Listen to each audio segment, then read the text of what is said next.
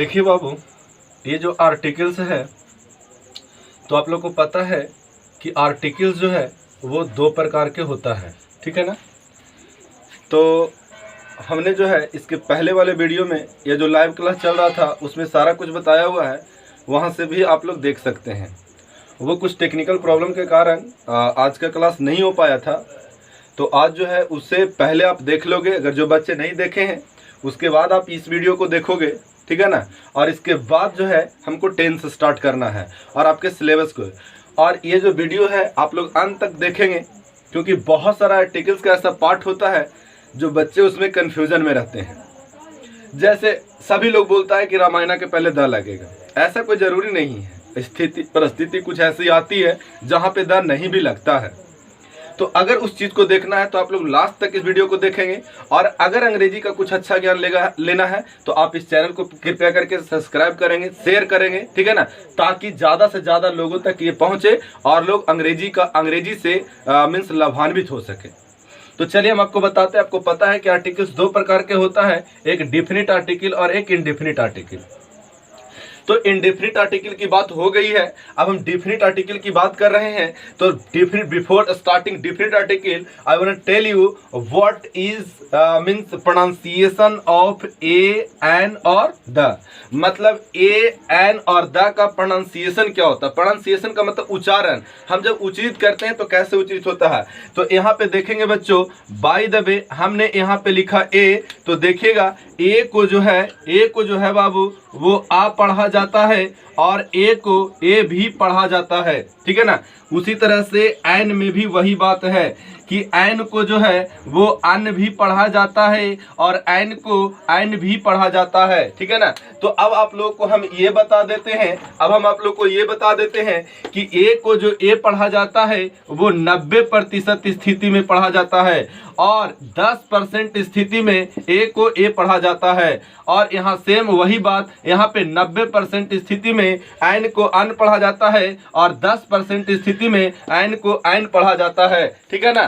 Suppose that यहाँ पे ये देखना है कि अगर यहाँ पे लिख दिए हम लोग आई हैव अ पेन, तो यहाँ पे जब पढ़ेंगे इसको तो पढ़ेंगे आई हैव अ पेन, ठीक है ना। और यहाँ पे लिखेंगे I have HAVE, I have an orange ORANGE। तो यहाँ पे हम लोग आई हैव एन ऑरेंज पढ़ेंगे। लेकिन कभी बाय द वे अगर जोर देना है सेंटेंस पे, इम्फेसाइज करना है, सेंटेंस पे जोर डालना है, तब हम लोग ए को मीन्स ए पढ़ते हैं और एन को एन पढ़ते हैं, ठीक है ना। तो आप लोग इसको उतार लोगे और अगर मीन्स उतारना होगा, नहीं तो मीन्स इसको आप स्क्रीनशॉट ले लोगे, ठीक है ना। अब हम आगे की ओर बढ़ते हैं। अब हम दा पे चलते हैं। दा में थोड़ा सा सीखना होता है बड़ी के तरीका से, ठीक है ना। तो अब हम जब दा की बात करेंगे, ठीक है ना, जब दा की बात करते हैं तो यहाँ पे देखिएगा हम यहाँ पे दा लिखते हैं, एकदम ध्यान से समझोगे, ठीक है। यहाँ पे देखिएगा तो ये जो दा है बाबू देखोगे ध्यान से, तो दा को हम लोग दा भी पढ़ते हैं और दा को हम लोग दी भी पढ़ते हैं, ठीक है ना। एकदम मेरी बातों को सुनिएगा क्योंकि उतना ज्यादा लिख नहीं पाते हैं, ठीक है ना। तो देखिएगा अगर एक नाउन की शुरुआत, ठीक है ना, क्योंकि ए ऑब्लिक एन जब भी लगता है या द जब भी लगता है, मतलब आर्टिकल जब भी लगता है तो वो नाउन के पहले लगता है और नहीं तो नहीं लगता है। तो अगर एक नाउन की शुरुआत, ठीक है ना, कॉन्सोनेंट स्टार्टिंग लेटर से हो, CONSONANT, अगर कॉन्सोनेंट स्टार्टिंग लेटर से हो तो उसके पहले हम लोग ए का प्रयोग करते हैं। और अगर एक नॉन की शुरुआत VOWEL वॉवेल से शुरू हो तो उसके पहले हम लोग मीन्स THE जो लगाते हैं, तो उसका प्रोनाउंसिएशन जो होता है वो क्या होता है, दी होता है। फिर से आप लोग ध्यान से सुनोगे, ठीक है ना।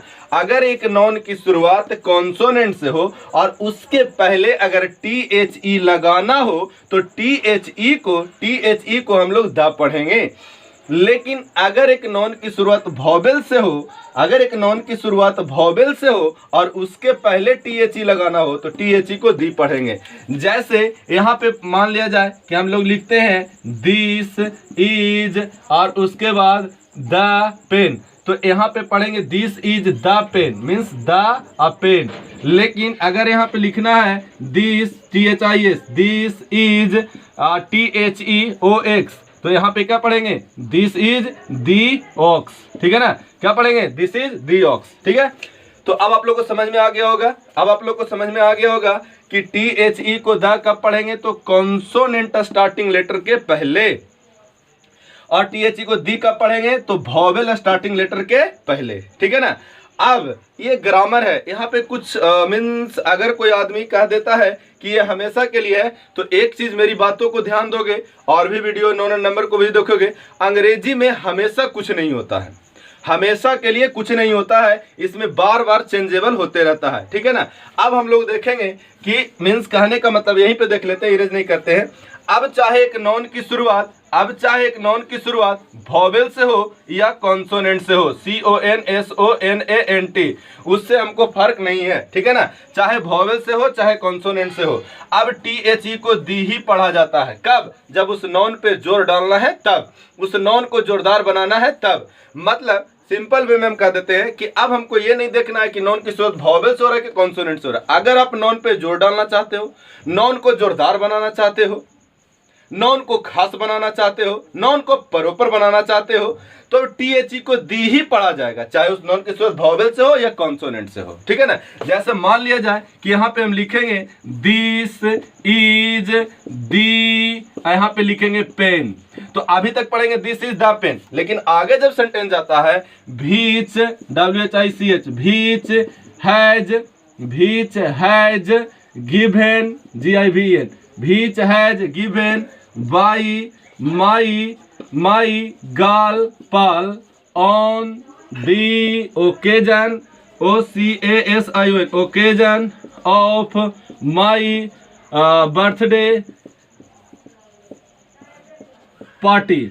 तो मीन्स कहने का मतलब है कि अब ये जो कलम है वो खास हुआ कि नहीं हुआ, क्योंकि यह वही कलम है जो मेरी गर्ल मीन्स प्रेमिका के द्वारा दिया गया है मेरे बर्थडे पार्टी पे, तो खास हुआ ना, खास हुआ ना। तो जब भी खास होगा तो हम क्या करेंगे, उसके पहले हम लोग क्या लगाएंगे, द ही लगाएंगे जब खास बनाना हो, लेकिन द का प्रोनाउंसिएशन क्या होगा, यहाँ पे दी होगा। देखिए ये कॉन्सोनेंट है, फिर भी THE का प्रोनाउंसिएशन क्या हो रहा है, दी हो रहा है। ठीक है ना। तो ये आपका जो था वो प्रोनाउंसिएशन की बात हो रही थी। अब हम लोग आगे चलेंगे, use of definite article the. अब हम लोग जो हेडिंग देंगे वो हेडिंग क्या देंगे, use of definite article the. ठीक है ना। Use of definite article the, तो ये आप लोग जो है मीन्स इसका आप लोग पार्ट 2 जरूर देखेंगे। ठीक है ना।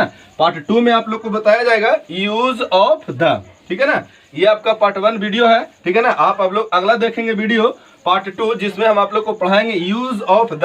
तो पार्ट 2 वीडियो देखना ना।